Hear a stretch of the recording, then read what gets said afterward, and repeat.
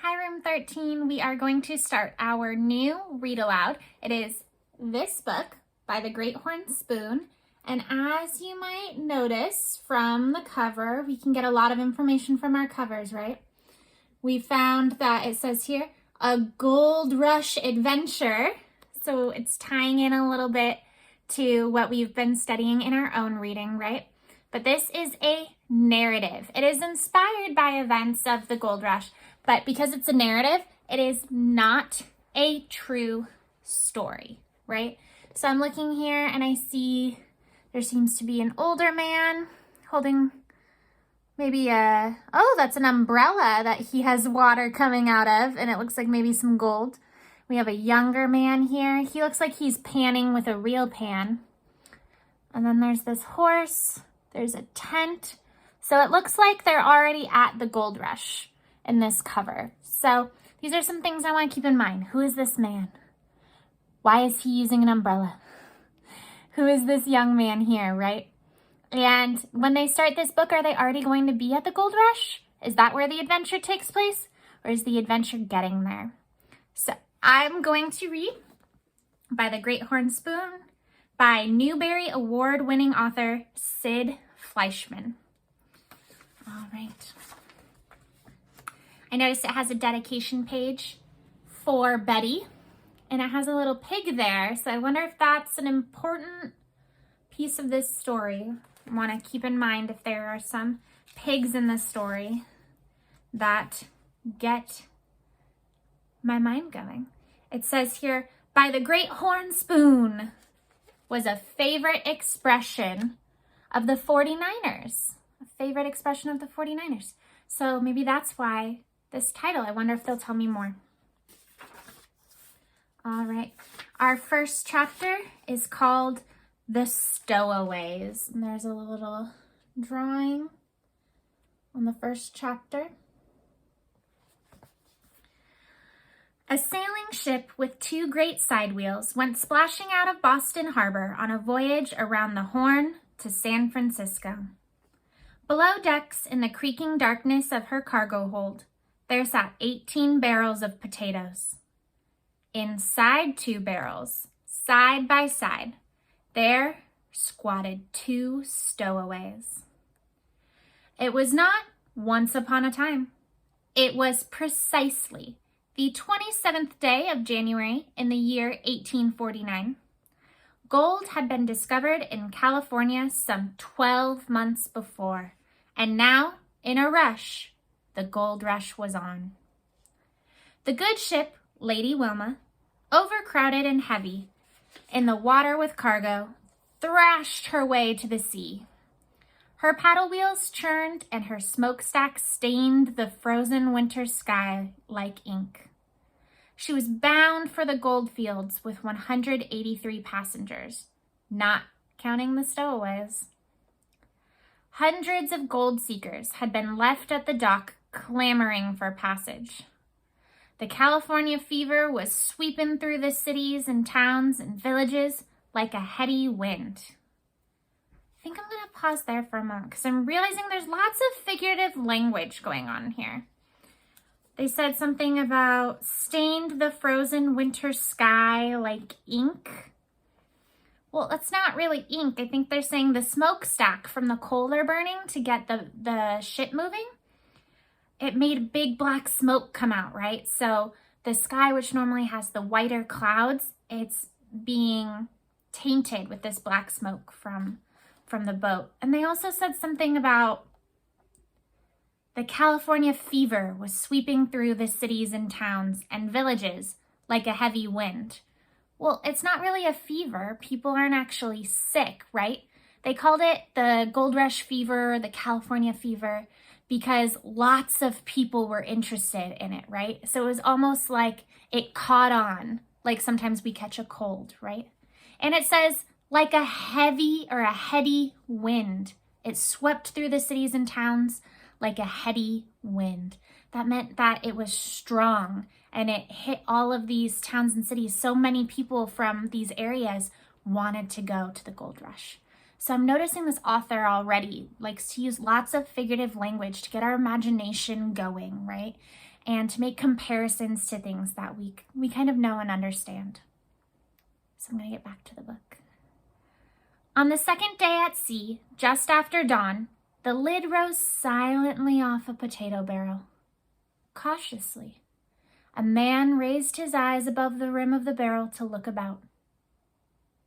Slowly, he unfolded his long arms and legs.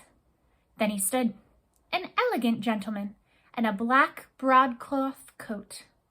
He would be the first to admit that being folded up in a barrel with a bowler hat balanced on his knees was not the most comfortable way to travel. Now he brushed off the hat and placed it smartly on his head. He hooked a black umbrella on his arm, for he never traveled without it, and pulled on a pair of spotless white gloves. He felt very nearly frozen solid, but he permitted himself a most contented smile. Then he gave a small tap to the barrel beside him. Well, wait, didn't I see a guy with an umbrella on the front? Maybe that's who this guy is coming out of the barrel. So he gave a small tap to the barrel beside him. All clear, Master Jack. Is that you, Praiseworthy? Came a young, muffled voice from the depths of the barrel. Your obedient servant, the man replied and lifted the lid. There rose from this barrel a schoolboy of 12. He had been sucking a raw potato to slake his thirst. A patch of hair fell across his forehead in a yellow scribble. He had never been so cold, hungry, or miserable in his life. On the other hand, he had never been so happy. He wouldn't have traded places with anyone. His pepper black eyes were considerably brightened with the fever of adventure. He smelled of potatoes from head to toe. His thin nose, which was smudged, felt like an icicle, but he permitted himself a most contented smile. So I'm thinking, he's stowed away. He's been hidden in this barrel, right? He seems uncomfortable, but then it says, his eyes brightened and he smiled and he wouldn't trade places. So I'm thinking he's there by choice. He wants to be there. Even though his situation right now is uncomfortable, I'm thinking he wants to be there. So I want to see if I learn more about that. We made it, Praiseworthy, he said. We did indeed, Master Jack. Jack gazed at the dark cargo shapes piled high around them and listened to the scrape of the sea along the wooden hull. He thought of home and Aunt Arabella and the friendly blaze in the big stone fireplace. There was no turning back now. They were on their way to the gold fields. Hungry? Asked Praiseworthy. I could eat, I guess, said Jack, who didn't want to give the impression that he had any complaints. Cold? I've been colder, I guess, said Jack, although he couldn't think when. I suggest that we see what can be done about improving our accommodations, said Praiseworthy, tapping his bowler hat firmly in place. Shall we go? Go? Jack replied. Go where? He fully expected to pass the voyage below decks with the cargo. He had read dire accounts of the treatment handed out to stowaways on ships of the sea. Why, to pay our respects to the captain, said Praiseworthy. The captain? These words very nearly caught in his throat. But he'll put us in chains, or worse. Leave that to me, said Praiseworthy, with an airy lift of an eyebrow. Come along, Master Jack. Jack gathered courage from Praiseworthy's cool assurance. As far back as Jack could remember, he had never known anything to ruffle Praiseworthy's calm. In his black bowler hat, his black coat, and spotless white gloves, he was easily mistaken for a professional man. A lawyer, perhaps, or a young doctor. But he was nothing of the sort. Praiseworthy was a butler. He was a butler by breeding, by training, and by choice. More than once, Jack had heard his Aunt Arabella say that Praiseworthy was the finest English butler in Boston. He had been with Jack's family since before Jack could remember. It seemed to him there had always been a Praiseworthy. The ship gave a lurch, and the stowaways gathered up their 2 carpet bags, picked their way through the darkened passages of the hold. Jack saw barrels of smoked fish bound for San Francisco. There were thousands of feet of lumber and enough bricks to build a hotel. He saw boxes of rifles and 2 brass cannons to fight off wild Indians, he supposed. And he could make out wet bundles of grape cuttings, enough to plant a vineyard. With his heart thumping, Jack followed Praiseworthy up a ship's ladder to the creaking deck above. He was sure the captain would put them in chains, at the very least. Now the whistling of the wind came to them, and the thrashing of the great side wheels seemed as loud as thunder. They found themselves in the crew's quarters, where daylight barely penetrated. A sailor with a gold ring dancing in his ear was filling a lamp with whale oil. "My good fellow," said Praiseworthy, "can you direct me to the captain?" The sailor looked up with a curious squint, and the ring in his ear did a jig. "The wild bull of the seas? Aye, mates." He lifted a wet thumb as a pointer. "Up there." Up there they went, climbing another ladder to another deck, and now Jack was sure the captain would have them walking the plank, at the very least. Wild bull of the seas? But Praiseworthy was a match for anyone, he told himself, and tried to keep a straight and firm jaw. They entered the main saloon, where shivering passengers were swarming like bees around 2 pot-bellied stoves. Everyone seemed to be talking at once and saying the same thing. "You been hogging that stove long enough. I got here first. Let me in, partner." Jack saw men of every description, and some who defied description. There were lanky farm boys in rough boots and dandies in tight pantaloons. There were Yankees in beaver hats and Southerners in planters' hats. There were tradesmen and politicians, Frenchmen and Dutchmen, fat men and thin ones, gentlemen and scoundrels, with not a woman among them. They were bound for the gold fields, which was no place for women and children. "Give me a turn at that stove, gents." "Stop pushing, sir." Praiseworthy tapped the nearest gold seeker on the shoulder, a frock-coated man with a sword cane, and inquired, "Can you direct me to the captain, sir?" The man lifted his sword cane and pointed. Up there," he snapped and returned to the fray. In due time, after climbing another ladder, the 2 stowaways found the captain in his cabin, with the door banging open and shut with the roll of the ship. He had just come in from deck, and his wet oilskins lay in a heap. The wild bull of the seas, his legs apart, stood bent over a long table. He was trying to thaw the ice in his curly black whiskers over a lighted candle.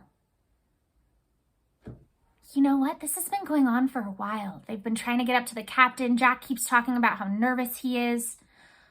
I think the author's trying to build some suspense. Do you feel that? Are you ready to meet the captain? Are you ready to see what's going to happen for turning themselves in? That's how I'm feeling. Let's see." "Well, don't just stand there inviting in the weather," he said in a voice like the roar of a canyon. "Come in!" The butler shut the door, only to have it fly open again. "Praiseworthy at your service, sir," he said. "And this young gentleman is Master Jack Flagg of Boston, who seeks his fortune in the gold fields." "Bah!" The ship's master, whose name was Joshua Swain, hardly bothered to look up. It was hard to tell whether he was a good man in a bad temper or a bad man in a good temper. He had a plump nose and wore a long blue coat with a row of brass buttons the size of gold pieces. The Lady Wilma pitched and rolled, and the candlestick slid from one end of the table to the other. Captain Swain caught it just in time. "Blasted weather," he growled. "And me racing the Sea Raven around the Horn. Me with my hold full of bricks and twice as many passengers as I ought to carry.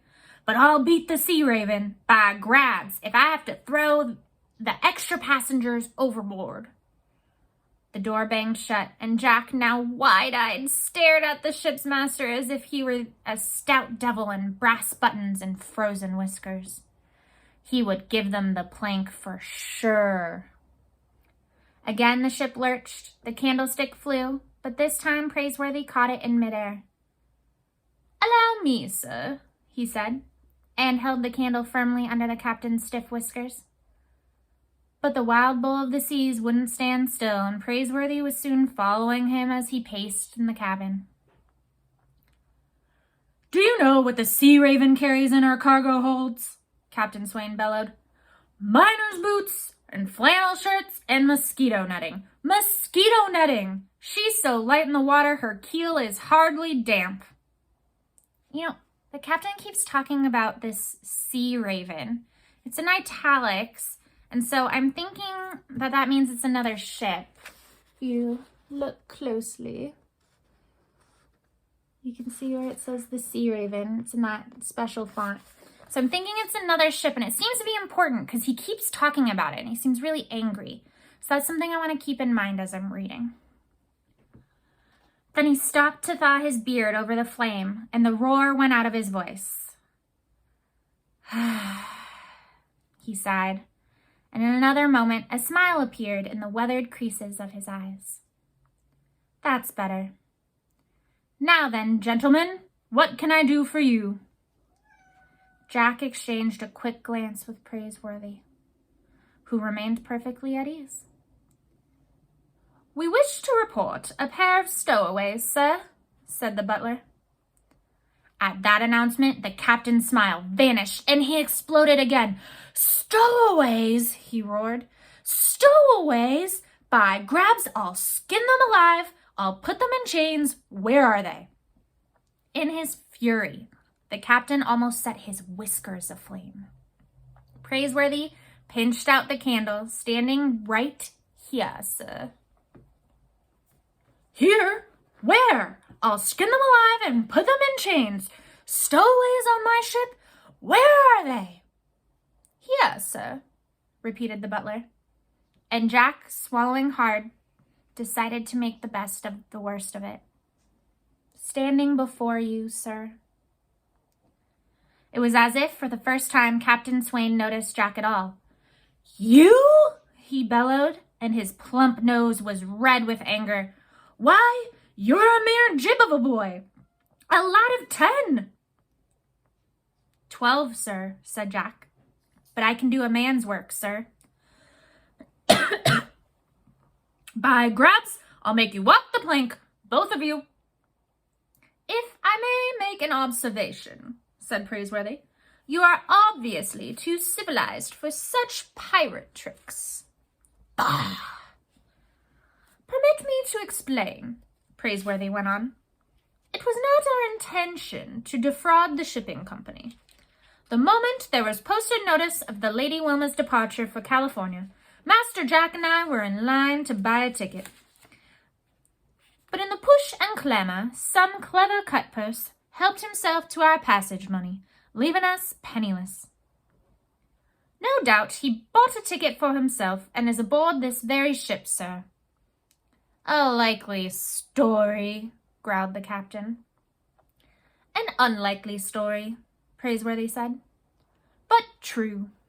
Naturally, we had no choice but to become stowaways.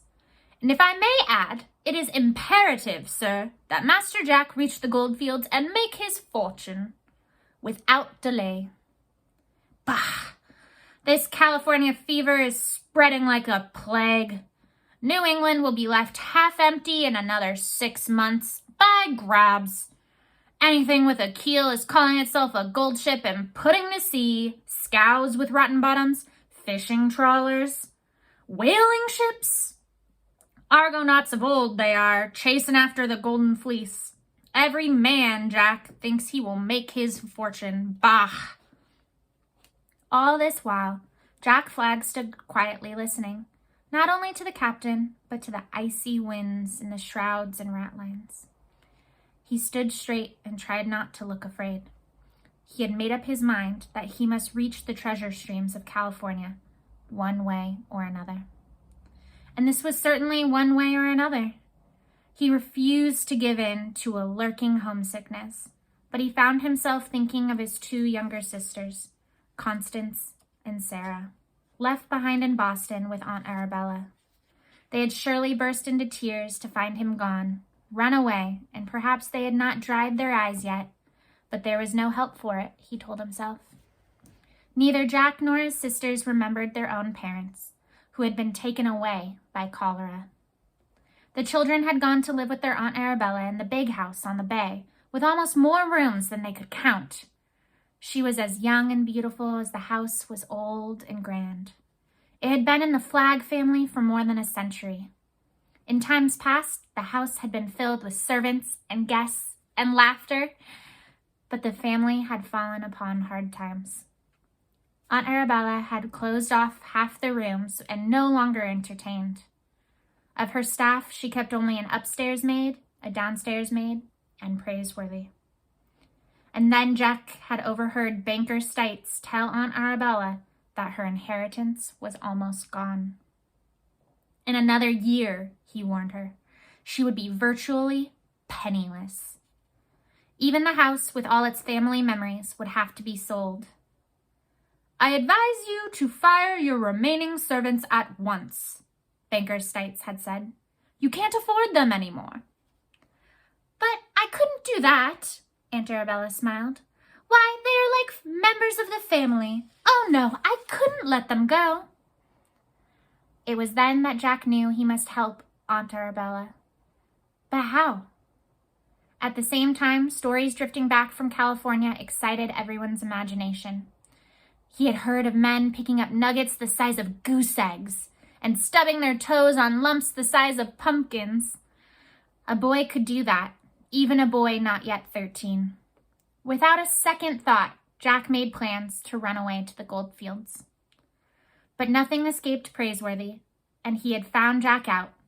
Instead of informing Aunt Arabella, for she would never consent to such a venture, Praiseworthy kept Jack's secret, and more. "An excellent plan," he said. "A worthy plan, indeed."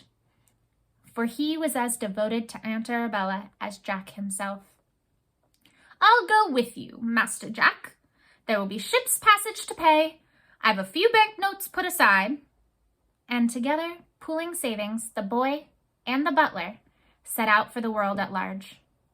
But thanks to the light-fingered thief, the world had proved to be no larger than the inside of a potato barrel. "Blast!" said the captain, standing at a porthole. "There's the Sea Raven abeam of us now, standing there as if to thumb her nose at us." Jack got a glimpse of the other ship on a rising swell, a two-masted side-wheeler exactly like the Lady Wilma. "If I may observe," Praiseworthy remarked with his perfect calm, "it is a 15,000-mile voyage around Cape Horn to San Francisco, I believe. It is not the beginning of a race that counts, sir, but the end. If I win the race, I'll get command of a new clipper ship, building in the yards. She'll be the pride of the seas, and I want her, sir." Captain Swain unhooked the brass voice tube and bellowed to the engine room below. "More steam, sir. It's all we can do to keep up. More steam." And then he turned to the stowaways. "You'll work off your passage on this ship by grabs. You there, boy." Jack, who was already standing straight, stood even straighter. "Yes, sir." "You'll work as ship's boy. I'll run your legs off, and that's letting you off easy. And you, sir." "Praiseworthy, at your service." "What tarnation are you in that getup?" "I'm a butler, sir." "A butler?" the captain roared. "A butler? What in the name of Old Scratch can a butler do?" "It's the other way around, sir," said Praiseworthy, who took pride in his calling. "There's nothing a butler cannot do. I open doors, I close doors, I announce that dinner is served. I surprise the staff and captain the household, much as you do this ship, sir. A most exacting job, if I may say so. Bah! And Jack ventured. Aunt Arabella says he's the best there is. She says there's no problem too big for Praiseworthy. Silence, boy. A butler, are you? By grabs, I know there's a door you can open. The furnace door, and you can shovel in fuel. To the coal bunkers with you, butler. Now out of my sight before I change my mind and put you both in chains. Sir, said Jack, trembling inwardly, I don't care to be ship's boy. What? If Praiseworthy is going to the coal bunkers, I'll shovel coal too. Jack met Praiseworthy's glance, but only for a moment. We're partners, sir. Either send me to the coal bunkers, or, he gulped, or put me in chains. The wild bull of the seas was struck absolutely speechless. Don't pay attention to the Master Jack, said Praiseworthy quickly. The boy is lightheaded from sheer hunger. He hasn't eaten since yesterday, and he doesn't know what he's saying. Yes, I do, said Jack. You told me yourself we'd stick together, through thick and thin. By this time, the captain had recovered his voice, and a smile lurked in his eye. By grabs, he said. By grabs, here's a lad with stuffings. He doesn't want an easy berth, wants a man's job. All right, to the coal bunkers, both of you. Thank you, sir, said Jack, picking up his carpet bag. Wow. So I'm thinking about the captain was speechless, and he had to recover his voice, and then it said a smile lurked in his eye. I think he kind of liked what Jack did here. He says that he doesn't want an easy berth. He wants a man's job. And so I think what Jack did here was he made the captain really like him, right? Because he stood up for his friend and he wanted, the real consequences of what they had done. I'm going to see if that relationship is something I want to pay attention to the rest of the story. The captain cocked a shaggy eyebrow. It wouldn't hurt none if you stopped off first at the galley and told the cook I said to give you something to eat. A man can't shovel coal on an empty stomach, or a lad either. Now be out of my sight. The door flew open and the stowaways withdrew. They descended one ladder and then another, got their breakfast, and reported to the engineer. He pointed out the boiler furnace, the coal bins, and the shovels. Praiseworthy removed his bowler hat, his white gloves, and the umbrella from the crook of his arm. They made a neat pile of their coats and rolled up their sleeves.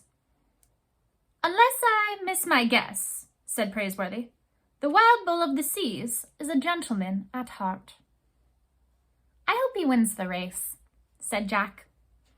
The stowaways set to work shoveling coal into the yellow flames of the furnace, flames that had made the steam that turned the great side wheels. Jack was eager to work beside Praiseworthy, as if it brought them even closer together. Sometimes he wished Praiseworthy were anything but a butler. It imposed a slight distance between them that Praiseworthy was careful to maintain. Jack would be happy to be called Jack, just Jack, and not Master Jack. But Praiseworthy wouldn't hear of it, even though they were now partners. Praiseworthy, said Jack, wiping back the hair from his forehead. He had to raise his voice above the howl of the fire and the clink of the machinery. Praiseworthy, do you really believe the cut purse is aboard the Lady Wilma? I do indeed, said the butler, digging into the bunker of coal, and we shall unmask the scoundrel. But how? How? Why, I haven't the faintest idea, Master Jack. But between us, we'll think of something, by grabs. While the captain went back on deck and froze his whiskers again, while the passengers huddled around the two pot-bellied stoves, Praiseworthy whistled and Jack hummed. They alone of the gold seekers aboard the Lady Wilma had a roaring fire to warm them as the side-wheeler went splashing through the sleet and the wind and the sea. I really like how this chapter ends with that last line. They could be thinking about how hard it is to be working, shoveling coal, making this ship move. But instead, it ends on this silver lining, this positive thinking that it's incredibly cold there. And because of what they've done and the fact that they have to work shoveling coal, they're probably the warmest people on the ship. And so when it ends the chapter with something so positive like that, it makes me really hopeful for the rest of the story. Well, that was chapter 1 of By the Great Horn Spoon. We will read some more chapters on Thursday. Bye, Room 13.